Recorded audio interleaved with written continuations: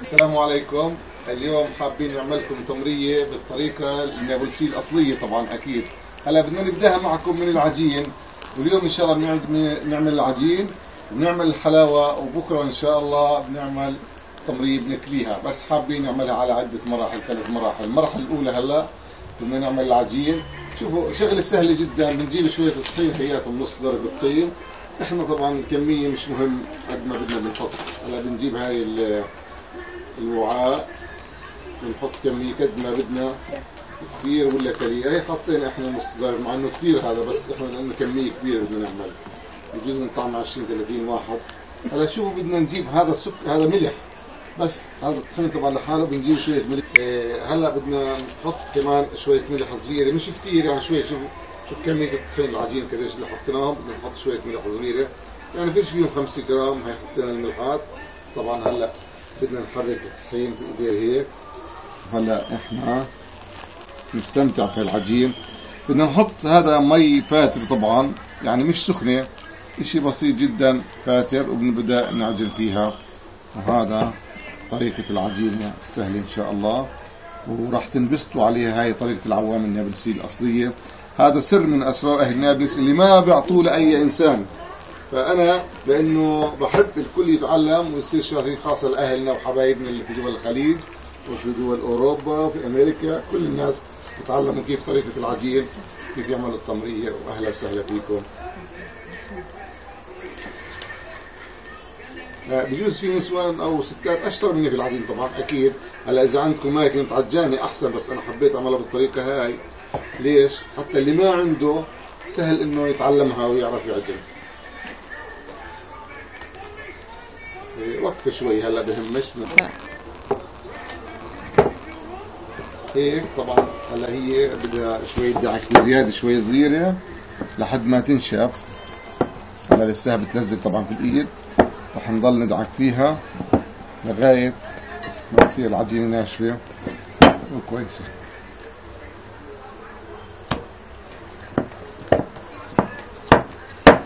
طبعا من الافضل يكون نوعيه الطحين جيده، خاصة المعجنات والحلويات، لأنه إذا ما كان نوعيته كويسة أكيد ما راح تزبط، راح تصيح التمرية العجينة وما راح تزبط معكم.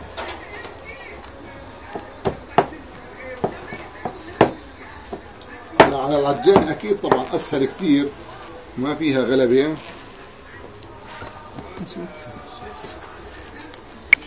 هلا العجينة تقريبا صارت جاهزة، بطلت تلزق مثل ما انتم شايفينها. طبعا عجينه حلوه، على العموم كل ما اندعكت بزياده كل ما كان احسن.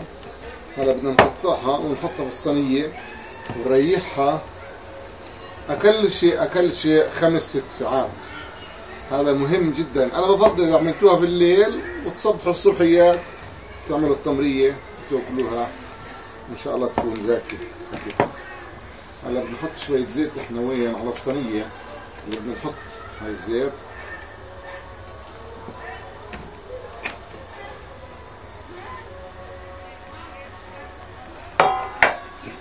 هلا هدول احنا حابين نقطعهم لكرات، كل كرات صغيرة.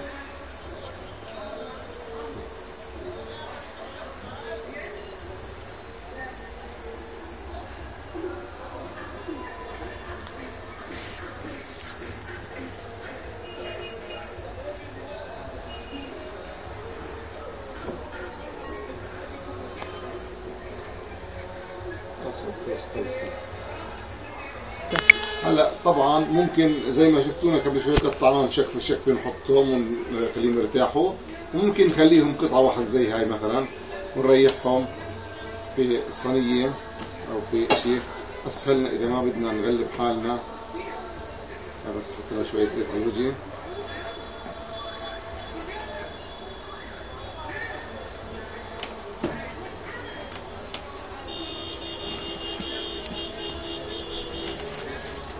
طبعا بحطهم زرق نايلون وهيك بسكرهم، بنخليهم 4 5 ساعات ليرتاحوا.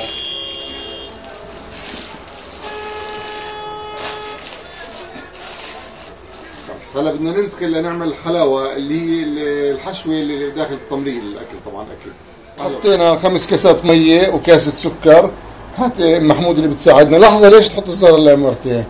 هاتي شو اسمه، اعطيني الكاسة اول شغلة نفرجيهم اياها للناس قديش كاسة.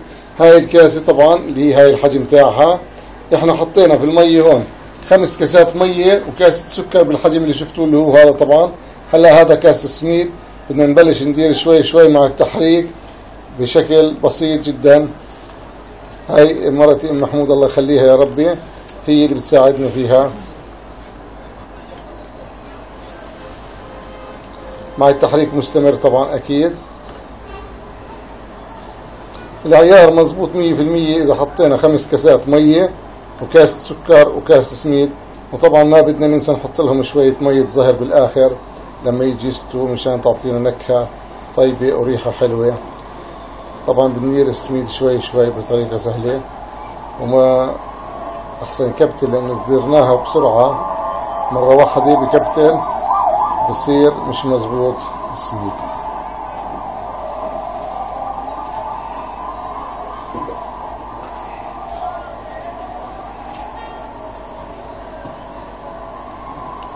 اقترب يستوي. طبعا كل العملية ما بتستغرق اكل دقائق، اشي خفيف ابو 3-4 دقائق بكون طبعا كل شيء جاهز. هاي اللي هي حلاوة السميد اللي بتنحط مشان تمرية.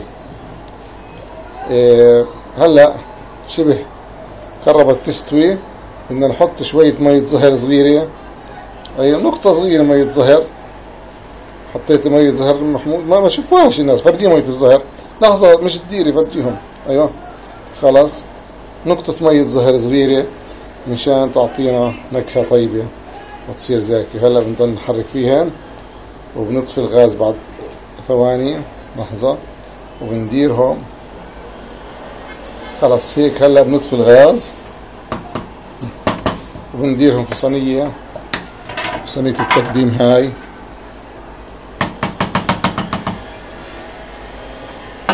ايوه هاي الصينية هاي الصينية بنتركها طبعا لتبرد اكيد. وهيك نحكي لكم الف صحة وعافية. محمود ممكن اغلبك تاخذي هاي مني اذا سمحتي. وطبعا راح نكمل الفيديو هذا بس تجهز العجينة، تاخذ وقت تستريح 8 ساعات وتبرد هذا، وان شاء الله نرجع معاكم مرة ثانية. واهلا وسهلا فيكم صحتين التمرية ان شاء الله. هلا نحط الزيت طبعا اكيد.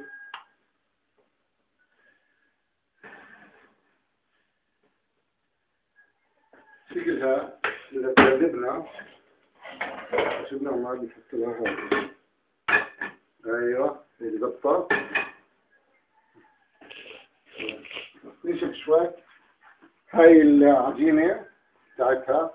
هذا هلا لحظة نشوف. هذا البلوزة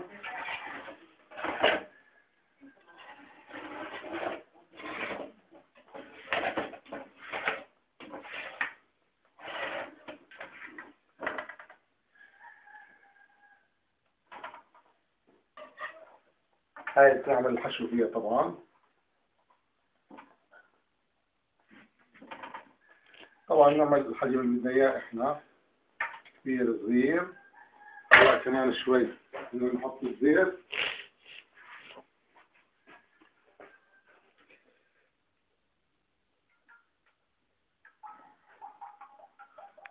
انا بدي اعلمك يا محمد كيف تعمل الطلبية، شغلة سهلة وزاكية.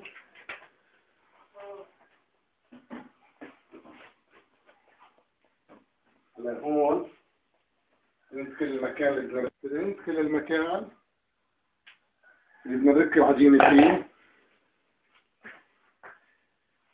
هلا بنجيب من هذا العجين اللي عندنا كمان،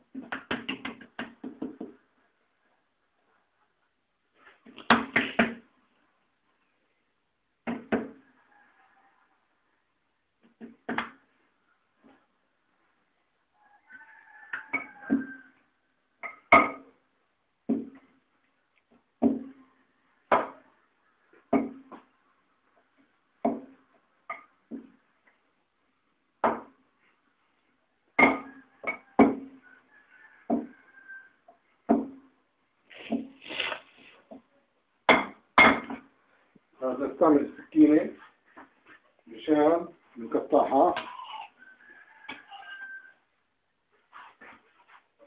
نزيد من الحلاوة هاي اللي عملناها.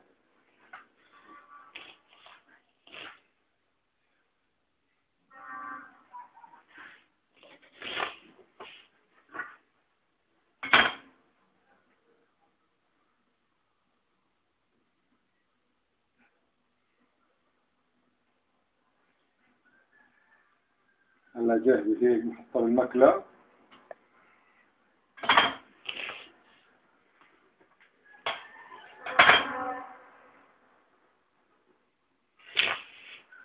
نعملها شراشيب مشان هلا عنا بس يجهز الزيت شوي.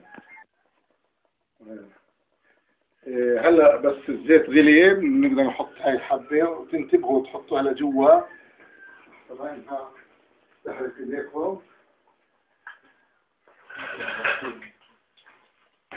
طبعا لازم تكون مغمورة بالزيت.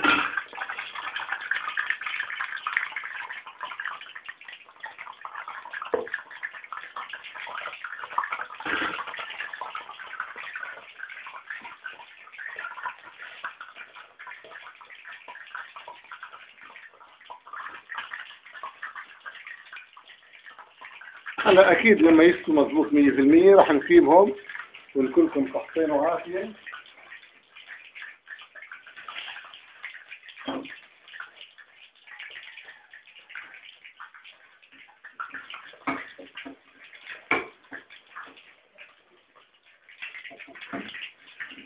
اوكي مشكلة علي شيء.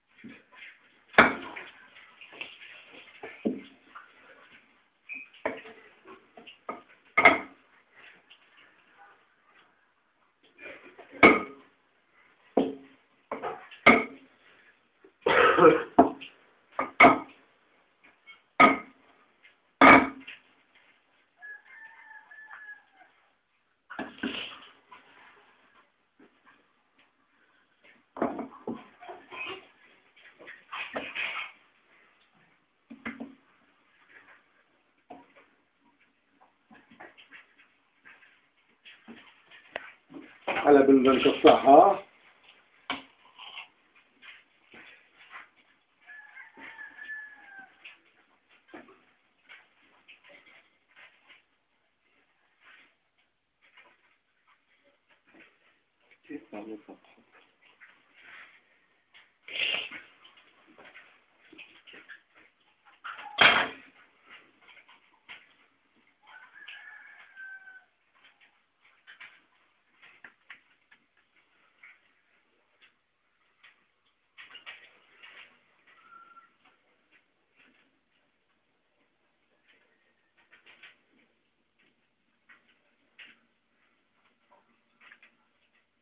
هلا هذا بناخده بنحطه بالنار.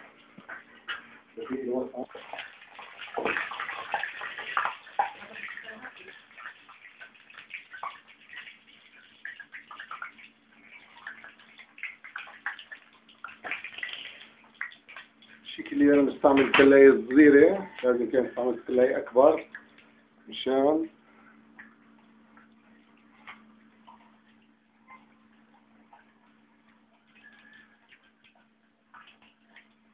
يعني هي كانت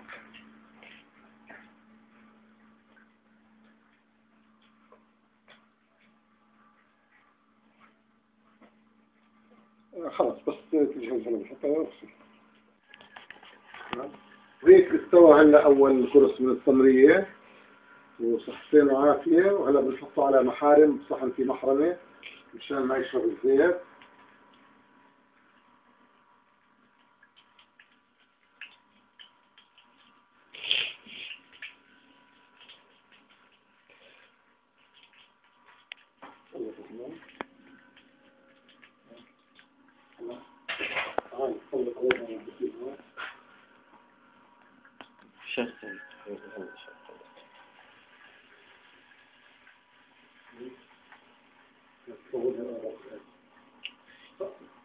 صورني